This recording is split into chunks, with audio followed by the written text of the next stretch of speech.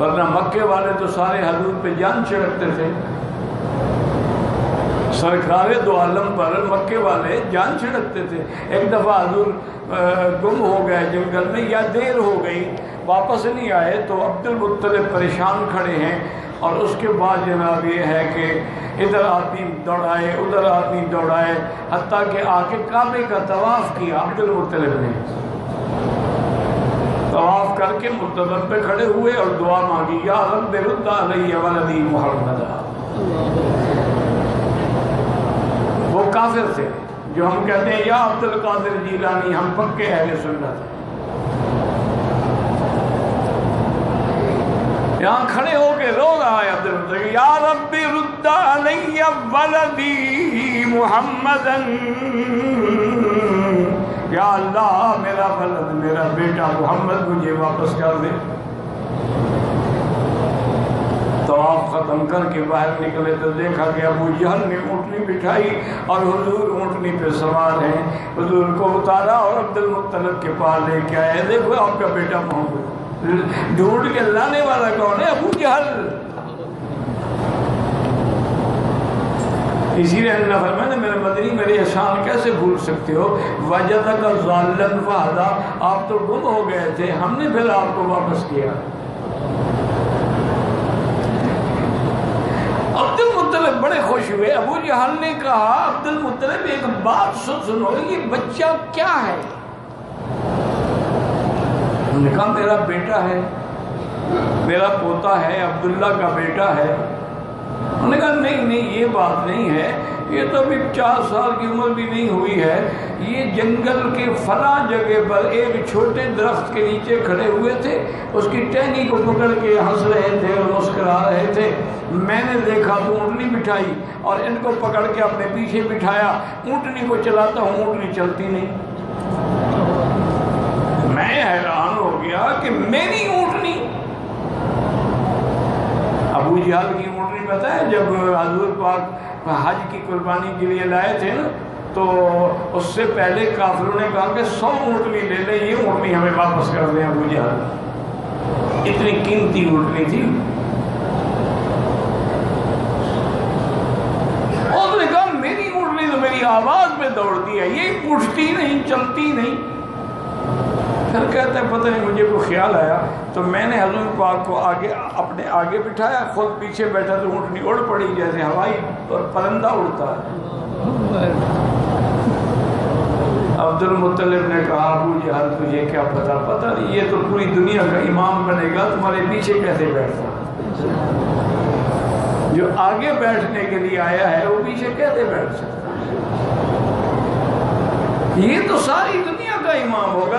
اسی لیے میں نے کل ایک لفظ کہا تھا، شاید آپ کو یاد ہو، سارے نبی امت کے نبی، میرا محمد انبیاء کا بھی نبی ہے، یاد رکھو۔ سارے نبی، موسیٰ علیہ السلام قوم کا نبی، عیسیٰ علیہ السلام قوم کا نبی ہے۔ آج بھی انگریز نے ایک کتاب لکھی ہے مشاہیر امہ کہ اس امت کے اندر 100% جو عظیم شخصیتیں ہیں وہ کون ہیں، تو سب سے پہلا جو نمبر ہے وہ حضرت محمد رسول اللہ۔ لکھنے والا انگریز ہے، نصرانی ہے۔ جب صحافیوں نے کتاب کی رونمائی کے موقع پر اس سے سوال کیا، اللہ کے بندے تم تو عیسائی ہو، عیسیٰ علیہ السلام کے ماننے والے، تم نے حضور کا نام پہلے کیسے دے دیا؟ اور نے کہا عیسیٰ قوم کے لیے آیا تھا، محمد عالم کے لیے آیا ہے۔ عیسیٰ تو اپنی قوم کے لیے، یا بنی اسرائیل یا بنی اسرائیل یا بنی اسرائیل، یہ تو اس کی شان جو کہتے ہیں یا ایھا الناس انی رسول اللہ علیکم جمیعا۔ تو اس کا مقابلہ کیسے ہو سکتا ہے؟ میں کیسے، جو حق ہے ان کا پہلے وہ ملے گا۔ اور حضور نبی الانبیاء ہیں، کیوں؟ اللہ نے 2 ہی تو وعدے لیے ہیں، پورے قرآن پہ نظر ڈالا کرو۔ خدا کے لیے میری درخواست ہے کہ 24 گھنٹے میں صرف آدھا گھنٹہ تو اللہ کے قرآن کو دو۔ میری ریکویسٹ ہے، درخواست ہے، التجا ہے۔ پڑھے ہوئے نہیں ہو، کسی پڑھے ہوئے کے پاس بیٹھ جاؤ، کسی عالم کے پاس بیٹھ جاؤ، درس قرآن میں بیٹھ جاؤ، خود کھول کے پڑھتے رہو، آدھا گھنٹہ صرف قرآن کو دیں، اور قرآن کو جب پڑھیں پاک ہو، بدن بھی پاک، دل بھی پاک، جگہ بھی پاک، دماغ بھی پاک، نہ اندر کفر و شرک ہو، نہ باہر کوئی پلیتی ہو، اور خیال یہ ہو کہ میں آج اپنے اللہ سے باتیں کرتا ہوں۔ اس لیے علماء فرماتے ہیں جو کلام اللہ پڑھتا ہے گویا وہ اللہ سے کلام کر رہا ہے، اور جو حدیث پڑھتا ہے گویا وہ رسول اللہ سے بات کر رہا ہے صلی اللہ علیہ وسلم۔ جب کہتا ہے قال قال رسول اللہ صلی اللہ علیہ وسلم، اور پھر حضور نے کیا فرمایا، تو گویا حضور سے بات کر رہا ہے۔ اسی لیے علماء نے لکھا ہے کہ جس گھر میں سنن ترمذی کی کتاب ہے، حدیث کی کتاب ہے جو امام ترمذی نے لکھی ہے رحمۃ اللہ علیہ نے، وہ فرماتے ہیں جس گھر میں وہ کتاب ہے اور پڑھی جاتی ہے کأن النبی فی بیتہ یتکلم، گویا اس کے گھر میں اللہ کا نبی بیٹھا ہوا کلام کر رہا ہے۔ اللہ اللہ، دعا کرو اللہ ہمیں بھی نصیب فرما دے۔ ہم تو بھائی گانوں میں، کہانیوں میں، فلموں میں الجھ گئے، ایمان بھی خراب، عقیدہ بھی خراب، عمل بھی خراب ہو گیا۔ صرف آدھا گھنٹہ دے دو قرآن کو، آدھا گھنٹہ، میں تم سے 24 گھنٹے نہیں مانگتا، صرف آدھا گھنٹہ مانگتا ہوں۔ دیکھ کے پڑھ سکتے ہو پڑھتے، اچھا اگر پڑھ نہ بھی سکو نہ دیکھتے رہو، آدھے گھنٹے تک بس دیکھتے رہو قرآن کو۔ 3 چیزیں ہیں دنیا میں جن کے دیکھنے سے بھی رحمت ہوتی ہے، یاد رکھو 3 چیزیں ہیں جن کے دیکھنے سے بھی رحمت ہوتی ہے۔ اللہ کے کعبے پہ نظر ڈالو تو رحمت ہوتی ہے، قرآن پہ نظر ڈالو تو رحمت ہوتی ہے، اپنے والد والدہ کے چہرے پہ ادب سے نظر ڈالو تو رحمت ہوتی ہے۔ تو جب رحمت ہوگی تو رحمت کے اثرات تو ہوں گے۔ اب بارش اللہ کی رحمت ہے، جب برستی ہے تو اس کے اثرات ہوتے ہیں کہ نہیں ہوتے؟ تو قرآن جب رحمت ہے اور رحمت للمومنین ہے، شفاء للمومنین ہے، ہدی للمومنین ہے، تو اس کا اثرات کیسے نہیں ہوں گے؟